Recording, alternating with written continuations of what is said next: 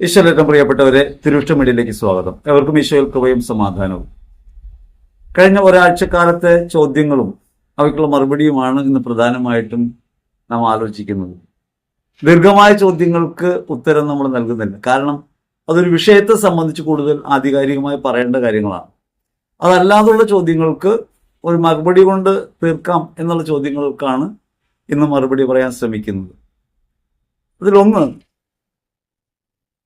തർക്കത്തിൽ ഏത് പക്ഷത്ത് നമ്മൾ നിൽക്കണം എന്നതിനെ സംബന്ധിച്ചൊരു വീഡിയോ ചെയ്യാനിടയായി.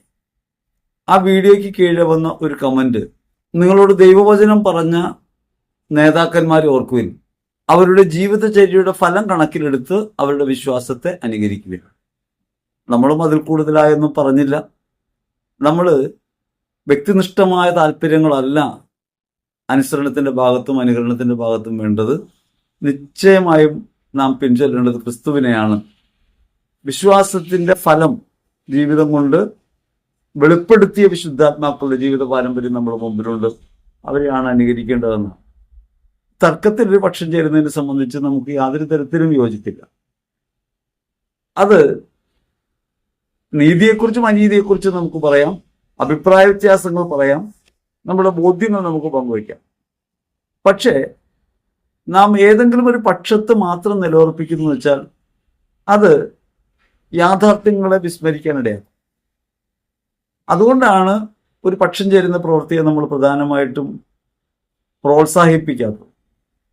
1 കൊരിന്ത്യർ ലേഖനത്തിൽ 3-ാം അധ്യായത്തിൽ 1 മുതൽ തിരുവചനങ്ങളിൽ വ്യക്തമായി ശ്ലീഹാ അത് പറയുന്നുണ്ട്. പൗലോസിൻ്റെതാണ്, അപ്പോളോസിൻ്റെതാണെന്ന് വാദങ്ങൾ ശരിയല്ലെന്നും നിങ്ങളുടെ തർക്കങ്ങൾ ഉണ്ടാകുന്നത് ഒരു പരിമിതിയാണെന്നും നിങ്ങൾ ലൗകിക മനുഷ്യരായതുകൊണ്ടാണെന്നും ശ്ലീഹ പറയുന്നു.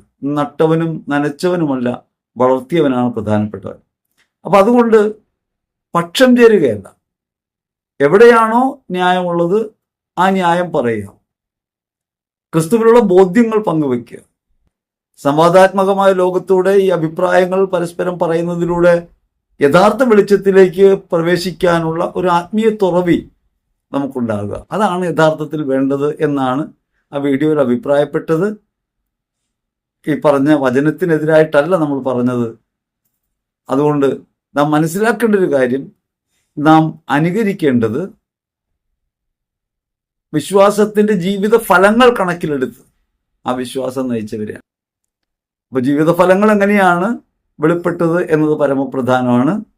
അത് ഏത് വ്യക്തിയെ സംബന്ധിച്ച് നമ്മൾ എന്താണ് ഫലം, അയാൾ വിശ്വസിക്കുന്നു എന്ന് പറയുമ്പോൾ അതുകൊണ്ടുണ്ടാകുന്ന ഫലം എന്താണ്, ഏത് തരത്തിലാണ് അയാളിൽ ആത്മാവിന്റെ ഫലങ്ങൾ വെളിപ്പെടുന്നത് എന്ന് നോക്കിയിട്ടാണ് നമുക്ക് ആ ഭാഗം ചേരാൻ പറ്റുക എന്നുള്ളതാണ് പ്രധാനപ്പെട്ട കാര്യം. ദശാംശവും വിശ്വാസ ജീവിതവുമായി ബന്ധപ്പെട്ട കാര്യങ്ങളെക്കുറിച്ച് പറഞ്ഞ വീഡിയോയുടെ കീഴെ വന്ന സംശയം ഇതാണ്: ദൈവം ഒരിക്കലും നികുതി ചോദിച്ചിട്ടില്ല. ദേവാലയ നികുതി ദേവാലയ ആവശ്യങ്ങൾ നിറവേറ്റാൻ വേണ്ടിയുള്ളതാണ്. ഇത്രയും വലിച്ചു നീട്ടേണ്ട കാര്യമുണ്ടോ എന്നാണ്. ദശാംശത്തിന്റെ പേരിൽ ചൂഷണം ചെയ്യപ്പെടുകയും വിശ്വാസത്തിന്റെ യഥാർത്ഥ സത്ത നഷ്ടപ്പെടുകയും ചെയ്യുന്ന സാഹചര്യങ്ങൾ ഉണ്ടാകുമ്പോഴാണ് അതിനെക്കുറിച്ച് പറയുന്നത്. അല്ലാതെ ദശാംശത്തെക്കുറിച്ച് പ്രത്യേകമായിട്ട് പഠിപ്പിക്കാൻ വേണ്ടിയല്ല. പണം സമ്പാദിക്കാനുള്ള മാർഗമായി ദൈവത്തെ ഉപയോഗിക്കുന്ന കുറുക്കുവഴികളായി വിശ്വാസികളെ അവരുടെ വിശ്വാസബോധ്യങ്ങൾ കൊണ്ട് ചൂഷണം ചെയ്യുന്ന പ്രകൃതം സമൂഹത്തിലുണ്ടാകുമ്പോഴാണ് അതിനെക്കുറിച്ച് നമ്മൾ പറയുക. അത് വലിച്ചു നീട്ടേണ്ട കാര്യമാണെന്ന് നമുക്ക് തോന്നിയിട്ടില്ല. വളരെയധികം വേദനാജനകമായ കാര്യമാണത്. നമ്മൾ സത്യവിശ്വാസം പഠിപ്പിക്കുന്നു എന്ന് പറയുന്നവർക്കിടയിൽ ഇത്തരം പ്രവൃത്തി ഉണ്ടാകുമ്പോൾ യഥാർത്ഥ വിശ്വാസത്തെയാണ് ജനങ്ങൾ സംശയത്തോടെ വീക്ഷിക്കുക, സഭയെയാണ് സംശയത്തോടെ വീക്ഷിക്കുക. സുവിശേഷ പ്രഘോഷണം സംശയിക്കപ്പെടുന്നതായാൽ, ഒരു സത്യാന്വേഷണത്തിന്റെ മാർഗമായിട്ടാണല്ലോ ആളുകൾ സുവിശേഷം കേൾക്കുന്നതും അവനവനെ തന്നെ എങ്ങനെ ദൈവേഷ്ടത്തിനനുസരിച്ച് സമർപ്പിക്കാം എന്നതിനെക്കുറിച്ചുള്ള ആലോചനയാണ് ഓരോ സുവിശേഷ പ്രഘോഷണ വേദിയിലും വിശ്വാസികൾ സ്വീകരിക്കുന്നത്. അവിടെ തെറ്റിദ്ധരിക്കപ്പെടുകയും വഞ്ചിക്കപ്പെടുകയും ചെയ്യുന്ന അനുഭവം ഉണ്ടാകുമ്പോൾ അത് വിശ്വാസ തകർച്ചയ്ക്ക് കാരണമായിട്ട് മാറും, അനേകരുടെ വീഴ്ചയ്ക്ക് കാരണമായിട്ട് മാറും. ഒപ്പം തന്നെ ക്രിസ്തു സമൂഹ മധ്യത്തിൽ അപഹാസ്യത്തിനായി മാറുകയും ചെയ്യും. അതുകൊണ്ടാണ് അത്തരം കാര്യങ്ങളെക്കുറിച്ച് സംസാരിക്കേണ്ടി വരുന്നത്. നമുക്ക് ഈ എന്തെങ്കിലും കുറവും പോരായ്മയുള്ളത് ഇങ്ങനെ പറഞ്ഞുകൊണ്ടിരിക്കുക എന്നുള്ളത് സുഖകരമായ ഒരു കാര്യമല്ല. നമ്മുടെ സമൂഹത്തിനകത്തും ക്രൈസ്തവ ധാരയ്ക്കകത്തും ഉണ്ടാകുന്ന കാര്യങ്ങളുടെ കുറവുകളെ വിളിച്ചു പറയുന്നത് സുഖകരമായ കാര്യമല്ല. പക്ഷെ പൊതുസമൂഹം തെറ്റിദ്ധരിക്കുന്നു, വിശ്വാസികൾ തന്നെ തെറ്റിദ്ധരിക്കുന്നു, വഴിതെറ്റാനിടയാവുന്നു. അത്തരം കാര്യങ്ങളെക്കുറിച്ച് പറയേണ്ടി വരുമ്പോഴാണ് നമുക്ക് നീട്ടിയൊക്കെ പറയേണ്ടി വരുന്നത്. വിഭാഗീയത കൂടാതെ 1-ാം നൂറ്റാണ്ടിലെ ആദിമസഭയുടെ സത്യോപദേശം കണ്ടെത്തണം, ഇന്നത്തെ ഒരു സഭയും അനുകരിക്കരുത് എന്നാണ് ഒരു സഹോദരൻ എഴുതിയത്. അത് ചരിത്രബോധമില്ലാത്ത ഒരു സംഭാഷണമായി പോയോ എന്ന് എനിക്ക് സംശയമുണ്ട്. കാരണം സഭ ഇന്നും എന്നും ഒന്നായ ഒന്നാണ്. അതിന് വളർച്ചയുണ്ട്, ഉൾപ്പിരിവുകളുണ്ട്, സഭയിൽ കുറവുകളും പോരായ്മകളും ഒക്കെ നിലനിൽക്കുന്നുണ്ട്. നിരന്തരമായി പരിവർത്തിപ്പിക്കപ്പെട്ടുകൊണ്ടിരിക്കുന്ന ഒരു കാര്യമാണ് സഭ. അല്ലാതെ 1-ാം നൂറ്റാണ്ടിലൊരു സഭ എന്ന് നമുക്ക് എടുക്കാൻ പറ്റില്ല. 1-ാം നൂറ്റാണ്ടിലെ സത്യോപദേശവുമല്ലാത്ത എന്തെങ്കിലും പുതിയതായിട്ടുണ്ടെന്ന് പറയാൻ പറ്റില്ല. 1-ാം നൂറ്റാണ്ടിൽ തന്നെ സത്യോപദേശം യേശുക്രിസ്തുവാണത്. ക്രിസ്തുവിലുള്ള സത്യവിശ്വാസത്തെ കാലഘട്ടങ്ങൾക്കനുസരിച്ച് തിരിച്ചറിയാനും ജീവിതാനുഭവത്തിലേക്ക് ഉൾച്ചേർക്കാനും കഴിയുക എന്നുള്ളതാണ് സഭയുടെ ദൗത്യം. അപ്പൊ സഭ അതിൽ സ്ഥാപനവൽക്കരണം ഉണ്ടാകുന്നുണ്ട്, സമ്പത്തിന്റെ പുറകെ പായുന്നുണ്ട്, പലതരത്തിലുള്ള പ്രശ്നങ്ങൾ ഉണ്ടാകുന്നുണ്ട്. അത് ചരിത്ര ജീവിതത്തിനകത്ത് വിശ്വാസം പ്രയോഗിക്കപ്പെടുമ്പോൾ ഉണ്ടാകുന്ന പ്രശ്നങ്ങളാണ്. ആ പ്രശ്നങ്ങളെ അധികരിച്ച് ഇതെല്ലാം ശരിയല്ല, ശരി 1-ാം നൂറ്റാണ്ടിലെ സത്യവിശ്വാസമാണ് എന്ന് പറഞ്ഞാൽ 1-ാം നൂറ്റാണ്ടിലെ സത്യവിശ്വാസത്തിൽ നിന്നും ആ വേദോപദേശത്തിൽ നിന്നും ഇന്ന് വ്യത്യാസമില്ല. സത്യോപദേശം എന്താണ്? അത് യേശുക്രിസ്തു മനുഷ്യനായി ഭൂമിയിൽ വന്നുവെന്നും അവൻ നമ്മുടെ പാപങ്ങൾക്ക് പരിഹാര ബലിയായെന്നും നമ്മെ സ്വതന്ത്രരാക്കിയെന്നും ക്രിസ്തുവിൽ നാം ഒന്നാണെന്നും അവരിനു വേണ്ടി ജീവിക്കുന്നതാണ് പ്രധാനമെന്നും ഇതൊക്കെ തന്നെയാണ്. അപ്പൊ അതുകൊണ്ട് സത്യവിശ്വാസത്തിന് എന്തെങ്കിലും മാറ്റമുണ്ടായി എന്നല്ല, ജീവിത പ്രയോഗത്തിൽ അതിന് കുറവുകളും പോരായ്മകളും ഉണ്ടാകാം. അനുനിമിഷം നവീകരിക്കപ്പെടേണ്ട, വിശുദ്ധീകരിക്കപ്പെടേണ്ട ഒരിടമാണ് സഭ. സഭ ക്രിസ്തുവിന്റെ ശരീരമാണ്. ശിരസായ ക്രിസ്തുവിലേക്ക് നാം നിരന്തരമായി പ്രയാണം ചെയ്യുന്നു. നിരന്തരമായി ക്രിസ്തു അനുരൂപരാകാനുള്ള നമ്മുടെ ജീവിതാർപ്പണത്തിന്റെ വഴി നാം സഭയിൽ തുടരുന്നു എന്നേ ഉള്ളൂ. അതുകൊണ്ട് വേർതിരിച്ച് കാണാൻ നമുക്കാവില്ല. സഭ എന്ന് പറയുന്നതും സത്യവിശ്വാസം എന്ന് പറയുന്നതും രണ്ടായി കാണുന്നത് നമ്മുടെ കേവലാനുഭവങ്ങൾ വെച്ച് വിശദീകരിക്കാവുന്ന കാര്യമല്ല. അത് സത്യവിശ്വാസത്തിന് ഊന്നിയ യേശുക്രിസ്തുവിന്റെ ശരീരമാണ് സഭ എന്നൊരു ബോധ്യത്തിൽ നമുക്ക് എത്തിച്ചേരാൻ പറ്റണം. സത്യവിശ്വാസം ക്രിസ്തുവിലുള്ള വിശ്വാസമാണെന്ന് ബോധ്യത്തിൽ എത്തിച്ചേരാൻ പറ്റണം. ഇനി ക്രിസ്തുവിനെ അങ്ങനെ കാണാത്ത ലോകമുണ്ട്, തിരിച്ചറിയാത്ത ലോകമുണ്ട്. അവിടെ പ്രകാശിക്കുക എന്നൊരു ദൗത്യം നമുക്കുണ്ട്. ക്രിസ്തുവിൽ എങ്ങനെയാണ് പ്രകാശിക്കുക? അത് മറ്റുള്ളവർക്ക് വേണ്ടി ജീവിച്ചുകൊണ്ടാണ്. നമ്മൾ വിശ്വാസത്തിന്റെ പിഴവുകളെക്കുറിച്ചും പോരായ്മകളെക്കുറിച്ചും ഒക്കെ പറയുമ്പോൾ ചിന്തിക്കേണ്ട ഒരു കാര്യം, ഞാൻ എത്രത്തോളം നീതി പുലർത്തും, അവനവനെ ഉപേക്ഷിച്ച് അവനു വേണ്ടി ഞാൻ ജീവിക്കും, എത്രത്തോളം ക്രിസ്തു അനുരൂപരാകാനുള്ള ശ്രമം നമ്മുടെ ഭാഗത്തുണ്ടെന്നാണ്. വ്യക്തികൾക്കുണ്ടാകുന്ന അപജയം അല്ലെങ്കിൽ ജീവിതത്തിൽ നമുക്ക് ഈ സ്വയമുപേക്ഷയുടെയും അവരോന്മുഖതയുടെയും മാർഗങ്ങളിൽ വരുന്ന എല്ലാ ഇടിവുകളും വിശ്വാസത്തെ മൂല്യച്യുതിയുള്ളതാക്കി ലോകത്തിന് മുമ്പിൽ അവതരിപ്പിക്കും. അത് നമ്മൾ തന്നെ ശ്രദ്ധിക്കേണ്ട ഒരു കാര്യം കൂടിയാണ്. സഭ എന്ന് പറയുമ്പോൾ അത് ഉത്തരവാദിത്വം വ്യക്തികൾക്ക് എല്ലാവർക്കും ഉള്ളതാണ്. നമ്മൾ പലപ്പോഴും ആ ഉത്തരവാദിത്വം സ്വയം സ്വീകരിക്കുന്നില്ല. മറ്റുള്ളവരെ കുറ്റം പറഞ്ഞ് മുമ്പോട്ട് പോകുന്നതിനേക്കാൾ നമുക്ക് വിശുദ്ധീകരിക്കപ്പെട്ട ജീവിതം നയിക്കുക എന്നൊരു കാര്യം കൂടിയുണ്ട്. അപ്പം അതുകൊണ്ട് സഭയിലെന്തെങ്കിലും പോരായ്മകളും കുറവുകളും ഒക്കെ കാണുമ്പോൾ ഇതെല്ലാം ശരിയല്ല, 1-ാം നൂറ്റാണ്ടിലേക്ക് തിരിച്ചു പോകണമെന്ന് പറഞ്ഞാൽ ഒന്ന് മനുഷ്യന് ഇന്നലെ കിലുക്കാനാവില്ല, ചരിത്രത്തിലേക്ക് തിരികെ പോകാനാവില്ല. അന്നത്തെ ചരിത്ര ജീവിത പശ്ചാത്തലമോ ജീവിത സാഹചര്യമോ അറിവോ ബോധ്യമോ ഒന്നുമല്ല നമ്മെ നയിക്കുന്നത്. അപ്പൊ അറിവും ബോധ്യവും വളർന്ന ആനുകാലിക ചുറ്റുപാടിൽ ആനുകാലിക ജീവിത സാഹചര്യങ്ങൾക്കകത്ത് ക്രിസ്തു രഹസ്യത്തിന്റെ പരമമായ ലക്ഷ്യമായ സ്നേഹത്തിന്റെ പ്രകാശനത്തെ എത്രത്തോളം നമുക്ക് ഉയർത്തിപ്പിടിക്കാനാകും എന്നാണ് നമ്മൾ ജീവിതം കൊണ്ട് വെളിപ്പെടുത്തേണ്ടത്. അതിനാണ് നമ്മെ ദൈവം വിളിക്കുന്നത്. നിങ്ങൾ ആൾദൈവങ്ങളെ കുടുങ്ങിയിട്ടുണ്ടോ എന്ന വീഡിയോയ്ക്ക് കീഴിൽ വന്ന ഒരു കമന്റ്, ഞങ്ങളുടെ പള്ളിയിലും ചില ആൾദൈവങ്ങളുണ്ടെന്ന്. ഈ ആൾദൈവങ്ങൾ എന്ന് പറയുന്നത് സത്യസായി ബാബ പോലെയോ അല്ലെങ്കിൽ കോർപ്പറേറ്റ് വൽക്കരിക്കപ്പെട്ട വലിയ സംവിധാനങ്ങളാവണമെന്നില്ല. നമ്മിലേക്ക് കേന്ദ്രീകരിപ്പിക്കുകയും നാം ആണ് എല്ലാറ്റിൻ്റെ ഉറവിടം എന്ന് പറയുന്ന രീതിയിലുള്ള പ്രവർത്തനങ്ങൾ നടത്തുന്ന എല്ലാവരും അത്തരത്തിൽ പെട്ടുപോകുന്നവരാണ്. അത്തരത്തിൽ നിരവധി ആളുകളെ നമുക്ക് കണ്ടുമുട്ടാൻ പറ്റും. മനുഷ്യൻ സ്വന്തം ആത്മപ്രകാശനത്തിനായിട്ട് വിളിക്കപ്പെടുന്നുണ്ട്. എൻ്റെ ആത്മാവിനെ വെളിപ്പെടുത്താണ് വേണ്ടത്. അപ്പോൾ അതിനാണ് നമ്മുടെ ജീവിതം. പക്ഷെ ചിലപ്പോൾ നമ്മൾ കരുതും എൻ്റെ മനസ്സാണ് വലുതെന്ന്, എൻ്റെ കഴിവുകളാണ് വലുതെന്ന്, എൻ്റെ ശരീരമാണ് വലുതെന്ന്. അതൊക്കെ നമ്മൾ പ്രകാശിപ്പിക്കും.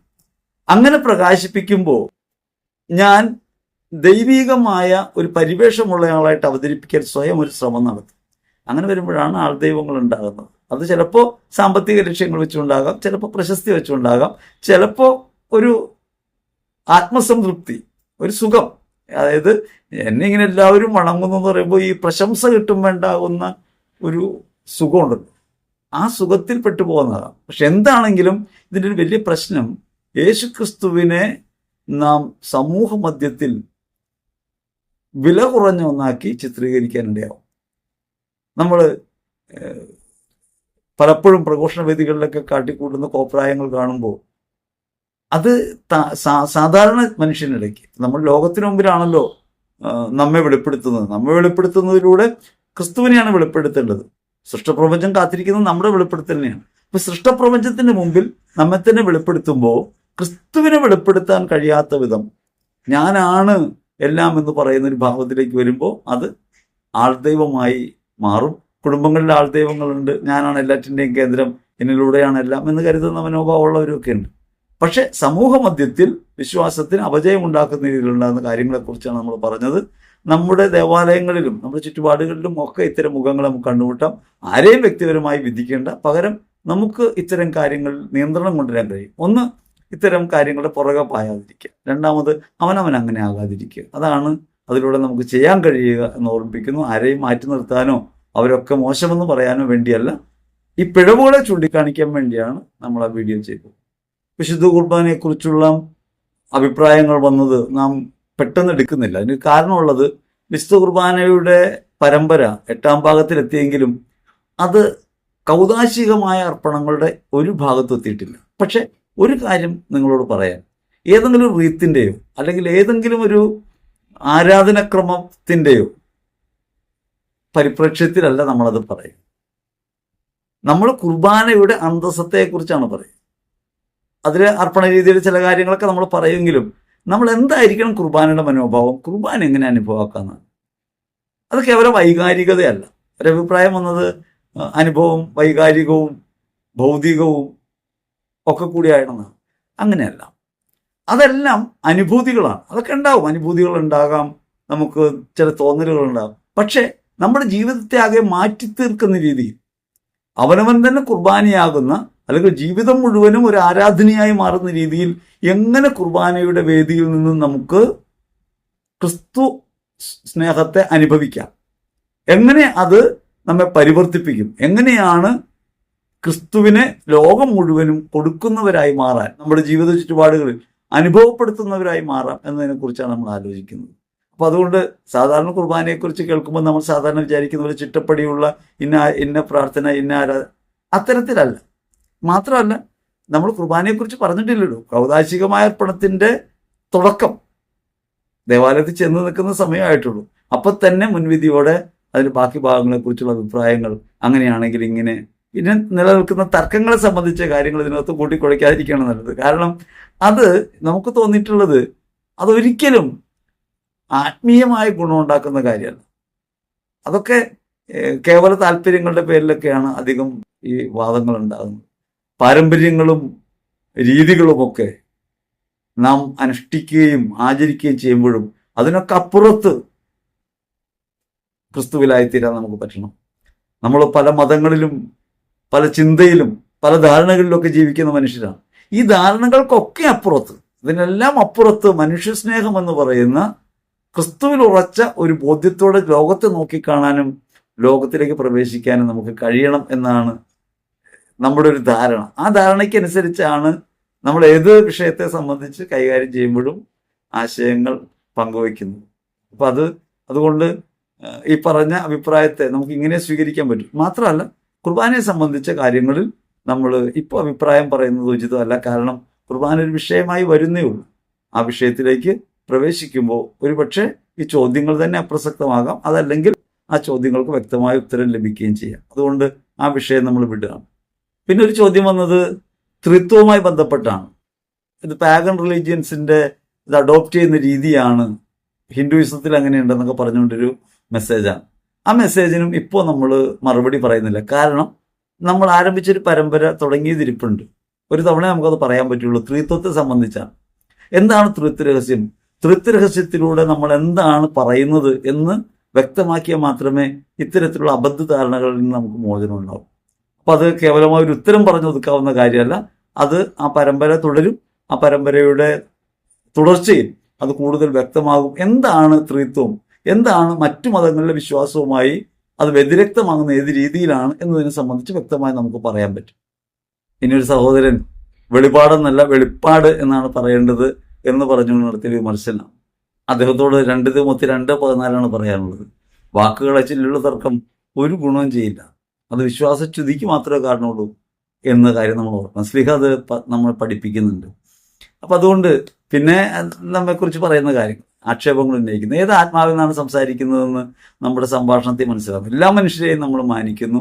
മറ്റുള്ളവരെല്ലാം മോശക്കാരാണെന്നും വിഡ്ഢികളാണെന്നും ഒക്കെ കരുതുന്നത് ക്രൈസ്തവ വിശ്വാസത്തിന് ചേർന്നൊരു കാര്യമായിട്ട് എനിക്ക് തോന്നുന്നില്ല. ചിലപ്പോൾ നമ്മുടെ പരിമിതികളും വീഴ്ചകളും കൊണ്ടാകാം അത്തരം ധാരണകളിലേക്കൊക്കെ ആളുകൾ എത്തിപ്പോകുന്നത്. അങ്ങനെയാണെങ്കിലും അദ്ദേഹത്തെ മാനിക്കുന്നു, ഈ അഭിപ്രായത്തെ മാനിക്കുന്നു. അതുകൊണ്ട് വെളിപ്പാട് എന്ന് പറയുന്നൊരു വാക്ക് നിർബന്ധമായും അതാണ് മലയാളം എന്ന് വിചാരിക്കരുത്. റെവലേഷൻ എന്ന് പറയുന്നതിൻ്റെ മലയാള അർത്ഥം വെളിപാടാണ്. നമ്മൾ ഭാഷയെ സംബന്ധിച്ചൊരു തർക്കത്തിലേക്കല്ലല്ലോ പോകുന്നത്. അപ്പം അതുകൊണ്ട് തർക്കത്തിനില്ല. പക്ഷേ ഇതാണ് നമ്മൾ ചില ബലംപിടുത്തങ്ങൾ, പിടിവാശികൾ, ഞാൻ പറയുന്ന വാക്കാണ് ശരി എന്ന് പറയുന്ന തരത്തിൽ ചില പ്രയോഗരീതികളൊക്കെ ഉള്ളത് അങ്ങനെ കാണാം. അതിന് നമ്മൾ കുറ്റപ്പെടുത്തിയല്ല പറയുന്നത്. തിരുവനന്തപുരംകാരൻ പറയുന്ന പോലെയല്ല തൃശ്ശൂർക്കാരൻ പറയുന്നത്. പല വാക്കുകളിലും വ്യത്യാസം ഉണ്ടാകും, ഉച്ചാരണ രീതികളിൽ വ്യത്യാസം ഉണ്ടാകും, പഴയ ചില സ്ക്രിപ്റ്റുകളിൽ ഭാഷയിൽ വ്യത്യാസം ഉണ്ടാകും. ഞാൻ POC ബൈബിളിനെയാണ് ഫോളോ ചെയ്യുന്നത്.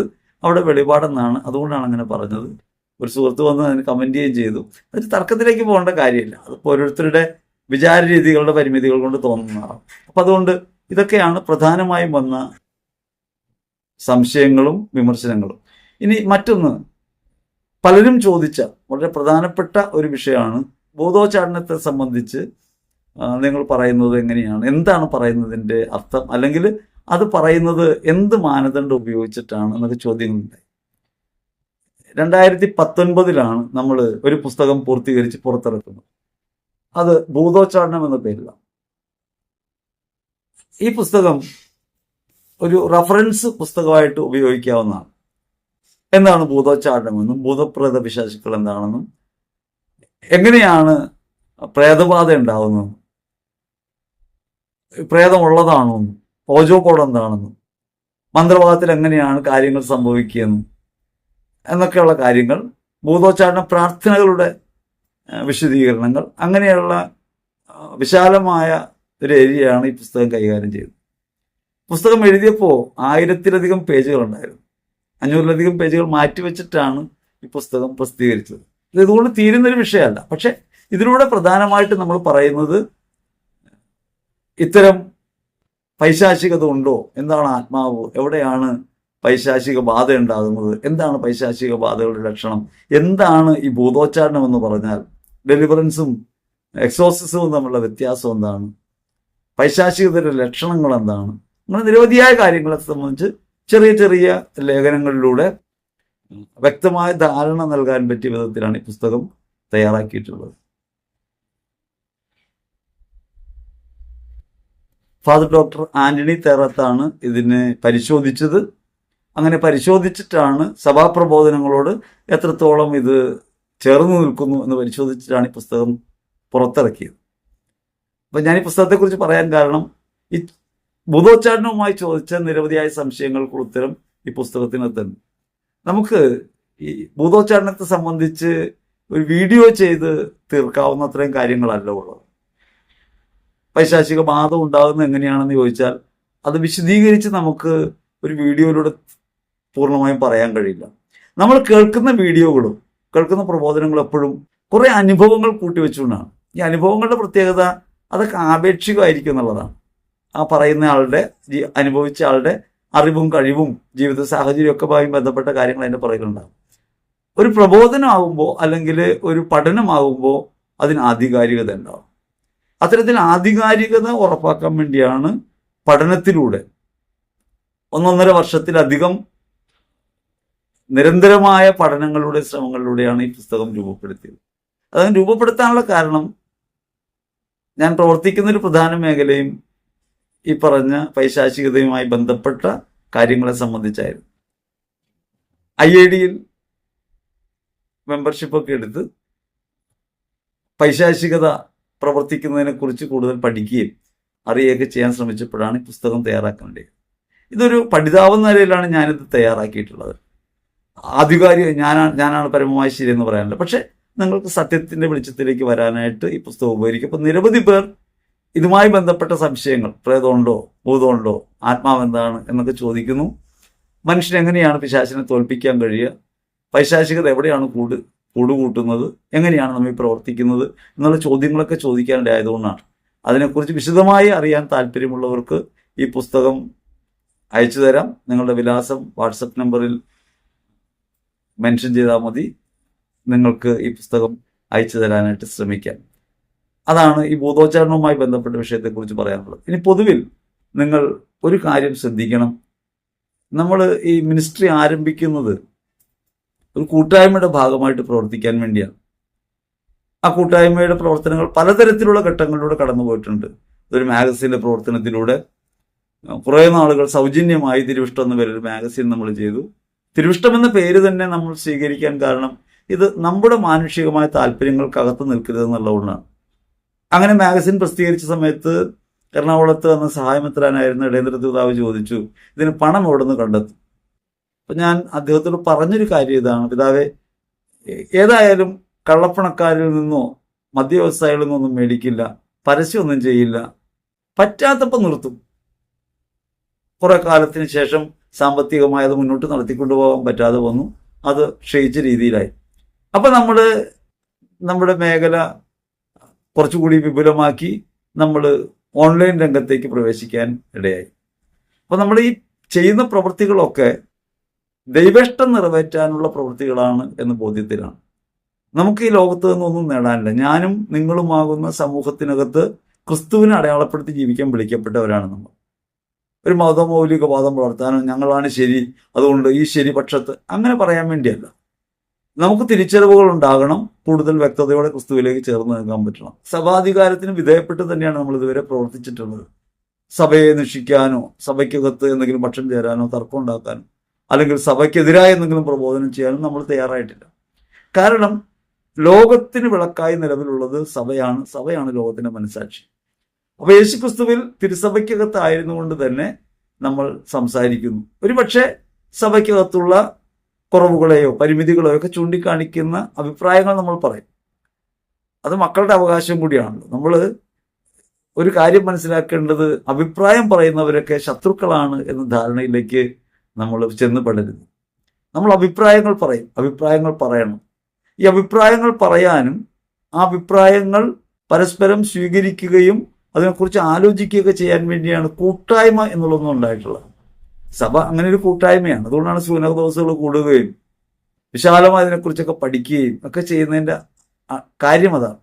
അതുകൊണ്ട് സഭ ഒരു നിരന്തരമായ പ്രയാണത്തിലാണെന്നും ആ സഭയിൽ ഞാനും നിങ്ങളും നമ്മുടെ ദൗത്യം നിറവേറ്റി ജീവിക്കേണ്ടവരാണെന്നും നമ്മൾ ഓർക്കണം. ആ ദൗത്യത്തിൻ്റെ ഒരു ഭാഗം എന്ന നിലയ്ക്കാണ് ശുശ്രൂഷകളെ നമ്മൾ ചെയ്യുന്നത്. അത് നാം ഒന്നിച്ചാണ്. അങ്ങനെ നമ്മൾ ഒന്നിച്ചാണെന്ന ബോധ്യത്തോടെ ശുശ്രൂഷകൾ മുൻപോട്ട് കൊണ്ടുപോകാൻ നിങ്ങളുടെ ഭാഗത്തു നിന്നും വേണ്ട ഏറ്റവും പ്രധാനപ്പെട്ട ഒരു സഹകരണം ഇത് പരമാവധി പേരിലേക്ക് എത്തിക്കുക എന്നുള്ളതാണ്. ഇത് ഒരാൾ എഫർട്ട് എടുത്തത് കൊണ്ട് ലോകം മുഴുവൻ അറിയണമെന്നില്ല.